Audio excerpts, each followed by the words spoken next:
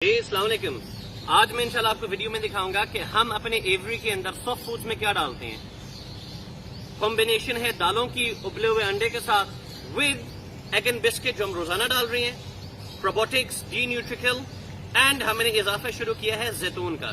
तो ये मैं इंशाल्लाह आपको अब प्रोसीजर इसका दिखाता हूँ कि हम डालते किस तरह। ओवरऑल भाइयों के शेड्स के अंदर मामला ये होता है कि बर्ड्स जो है ना अंडे कम देते हैं, और अगर अंडे देते हैं तो वो फर्टाइल नहीं होता, और अगर फर्टाइल हो जाता है तो बच्चा उसके अंदर ही मर जाता है, डेड इन शेल होते हैं एंड एम्ब्रियोज कमजोर होते हैं बर्ड्स के, वगैरह वगैरह 100 मसाइल होते हैं लोगों के पास।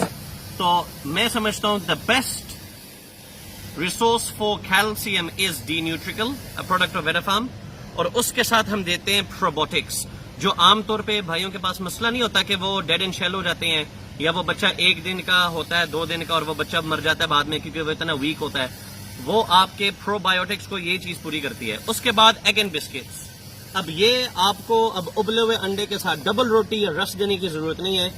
ये it's a combination prepared by the Australian doctors and vets in Australia.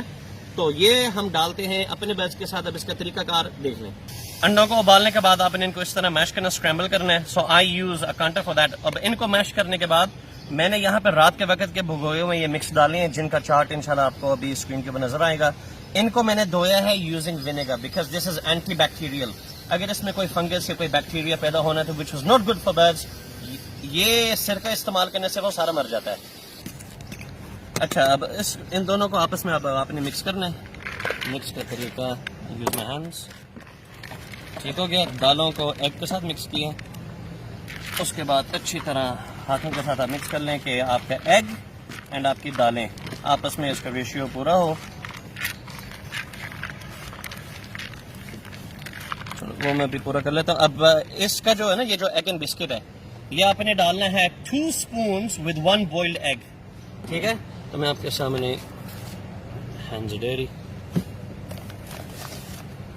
1 2 3 4 5 6 7 8 9 10।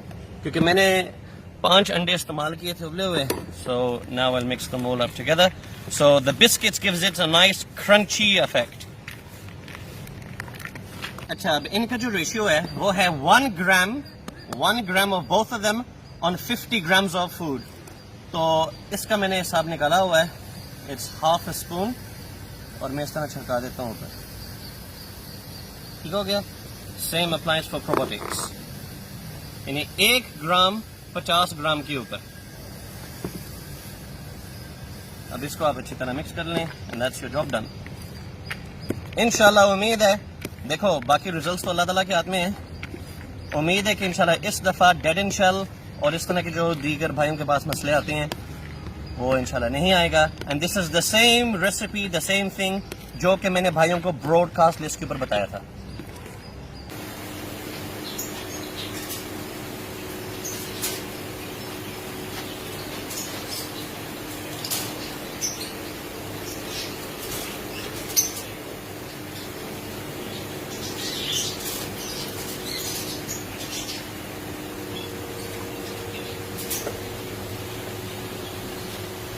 ये आपने रोजाना देना। I feed the birds soft food every day. अब आपके सामने अल्हम्दुलिल्लाह मैंने भी डाला ही है and love birds are eating it happily.